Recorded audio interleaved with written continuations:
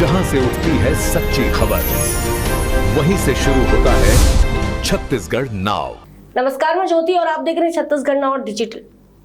रायगढ़ थाना कोतरा रोड के आबकारी एक्ट के मामले में गिरफ्तार आरोपी संजय बघेल जिला रायगढ़ की दिनांक 13 जून 2026 को हुई आकस्मिक मृत्यु के संबंध में जेएमएफसी रायगढ़ द्वारा न्यायिक जांच की जा रही है।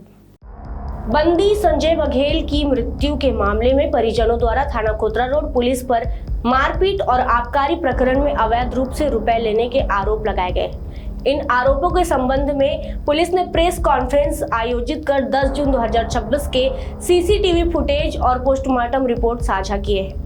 पुलिस के अनुसार 10 जून को मुखबिर सूचना पर अरसीपाली चौक के पास संजय बघेल के कब्जे से 30 लीटर कच्ची महुआ शराब बरामद की गई। उसे दोपहर 12:43 पर थाना लाया गया और वैधानिक कार्यवाही पूरी कर 2:15 में गिरफ्तार किया गया।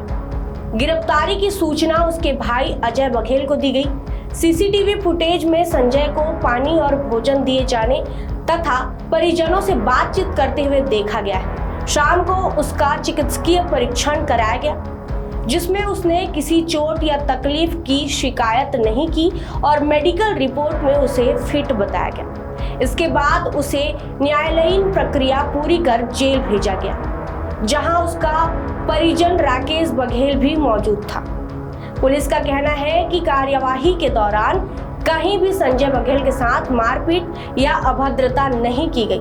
हालांकि रुपए लेने की शिकायत को गंभीरता से लेते हुए जांचकर्ता प्रधान आरक्षक श्यामदेव साहू और आरक्षक शंभू चौहान को लाइन अटैच कर मामले की जांच डीएसपी मुख्यालय को सौंपी गई है।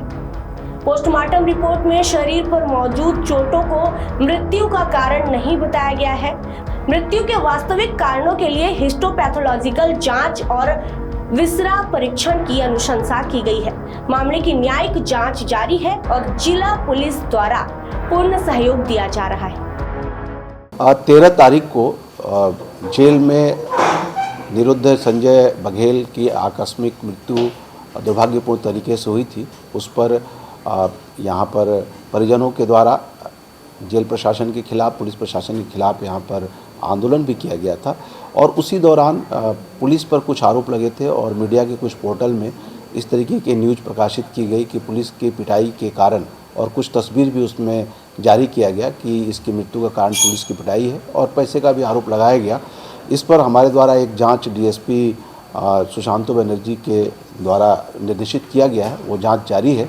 लेकिन जहाँ तक पिटाई का प्रश्न था, इसके बारे में हमने अपनी जांच में, हमारे पास भी चूँकि जांच थी तो उस जांच में हम लोगों ने न्यायिक प्रक्रिया में चूँकि चीज़ें हैं, इसलिए न्यायालय को सब कुछ सबमिट करने के बाद उस सीसीटीवी फुटेज को हम लोगों ने यहाँ पे मीडिया के सामने उसको प्रस्तुत किया, जिसमें ये दिखता है कि जहाँ एक तरफ पुलिस पर पिटाई का आरोप था, लेकिन तस्वीर का दूसरा पहलू ये था कि पुलिस अपने मानवीय चेहरा को प्रस्तुत कर रही थी थाने में बंदी के साथ हवालात में।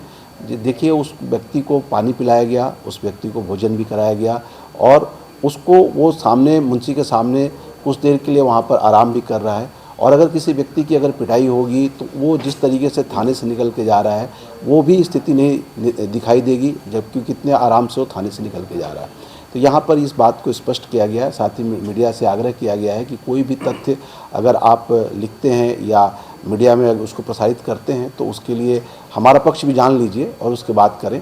मीडिया के साथियों ने भी सहयोग किया, मैं उनका यहाँ धन्यवाद भी करता हूँ। और रही बात जांच की, दूसरा आरोप है, उसके लिए जांच के बाद ही उस पर स्थिति स्पष्ट हो पाएगी।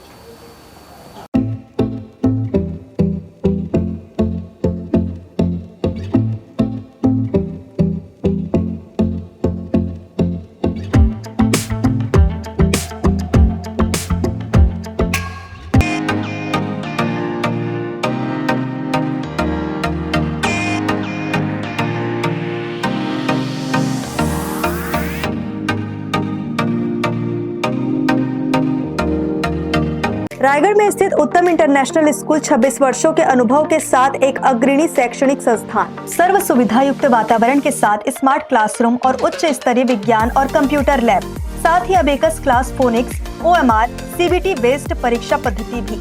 सीसीटीवी कैमरा से होती है पूरे कैंपस की निगरानी। सुरक्षित परिवहन के लिए GPS युक्त बस सुविधा उपलब्ध। अनुभवी शिक्षकों के मार्गदर्शन से उत्तम इंटरनेशनल स्कूल रायगढ़ के बच्चों के लिए रखता है उज्जवल भविष्य की सशक्त नींव। विस्तृत जानकारी एवं एडमिशन के लिए संपर्क करें उत्तम इंटरनेशनल स्कूल, कृषि उपज मंडी के बगल, पटेल पाली, रायगढ़, छत्तीसगढ़। जहां से उठती है सच्ची खबर, वहीं से शुरू होता है छत्तीसगढ़ नाव।